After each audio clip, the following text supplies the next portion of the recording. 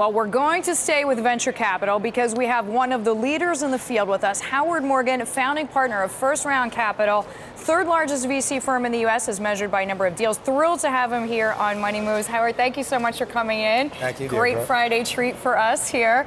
Now, I have a lot of questions, Howard, that came through to me via email, via Twitter, a lot about your firm's Christmas video, but we'll get to that in a little bit. First of all, I want to ask you about First Round. I mean, it's essentially a hybrid, is it not? I mean, it's early stage, but I know some insiders have told me it's really a hybrid between angel and VC. Do you see it that way? Sure. We started out, Josh Koppelman and myself, as angels, became what are called super angels, and decided this really made more sense as a fund because then we could support our companies as they went forward. So our initial investments are always sort of early stage, and then we follow on.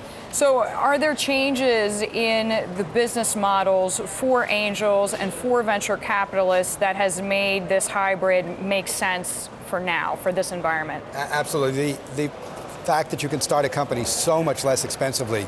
We started with Josh Infonautics in '92, took it public in '96. It cost $5 million to get it going. Half.com, $2 million.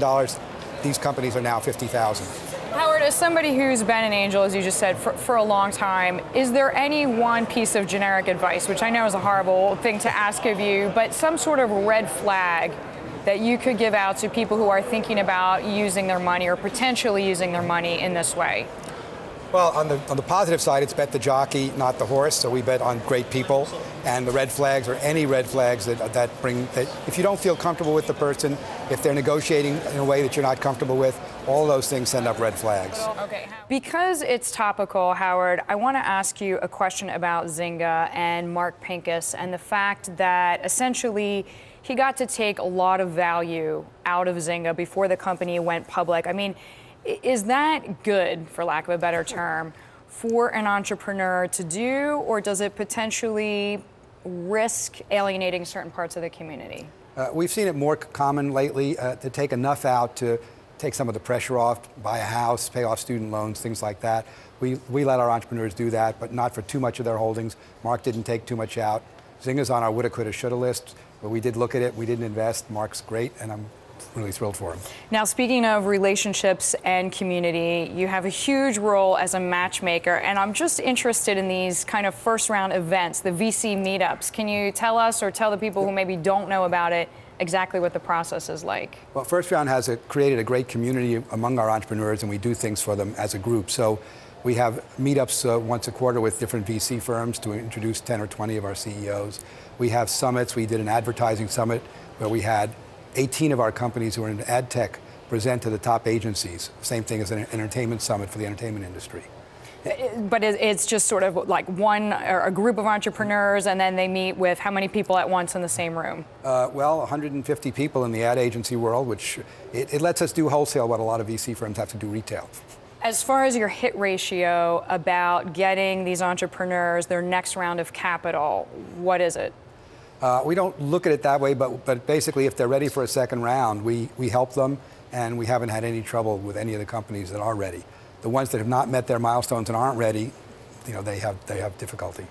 Now, which of your numerous portfolio companies, and there are many, many, many, are you most excited about right now? I know you love all of them, but I love we have all to my pick children. a few. There's That's 140 right. of them. But if I had to pick a few, Fab.com, based here in New York, is just a rocket ship. Jason Goldberg and Bradford Schellheimer have built an amazing company. Started shipping 6 months ago, and their run rates are over $5 million a month already. Over 1 million users, and people looking at the design inspirations they provide. Fabulous company. So for a creative community, it's a great idea. For a creative community, for anyone who likes fine design, things you'd buy at the Museum of Modern Art shop. It's curated commerce. I think it's a major trend we see going forward. Now, Howard, I was looking through your website. As I said, I mean, there are many, many, many, too many to go through all of them, but public stuff is one that popped out. Public stuff's a real interesting one because New York City, we know about the 311 systems. A lot of other cities don't have them. Lily Liu decided after doing the LA one for $80 million that it ought to be cheaper, and it's now $1,000 a month for communities to use it. All right, and Gum Gum, that's a good name, right? Gum Gum's a great name. It means absolutely nothing, but Gum Gum now puts advertising around images, over 1 billion images a month, and they're really able to monetize images that people weren't monetizing before. Turntable FM. I've even heard of this. You've even heard of Turntable. Turntable is another case where we had an entrepreneur who pivoted. It started as a different company. Billy Chasen figured out a really good way to make social music work, and it's growing like hotcakes. What is the link, if any, to Spotify or to Pandora? You were an early investor as well, I know. I was a seed investor in Pandora. That worked out very well. With Spotify and Turntable, you can post songs to Spotify. You can buy songs from Spotify if you like what you're hearing, but somebody else is the disc jockey in your room playing those songs. And Axial Market is actually one I know well. We've had one of the founders on about a year ago on a different show. Just describe what it is for people who may not know. Axial Market, for the financial community, is a marketplace for mid-market M&A. It's a place where companies can be listed, manufacturing, industrial, technology, and where buyers from all sorts of places can come, so you get a much broader reach. Now, Howard, I mean, you wrote the first check, basically, to Bill Gross in '96 for his Idea Lab, and that was the idea of, nobody called it disruptive technology at the time. But is that something that all the companies that we just talked about have in common? Is that one characteristic that you look for, a unifying theme? We like disruptive technologies. We like companies that can make $1 by taking $10 away from the current market leader, because the economics have changed so much.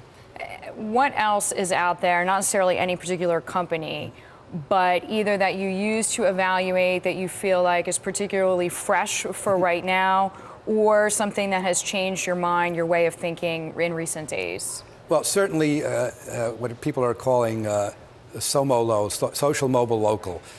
Those aspects in any consumer-related company are very critical.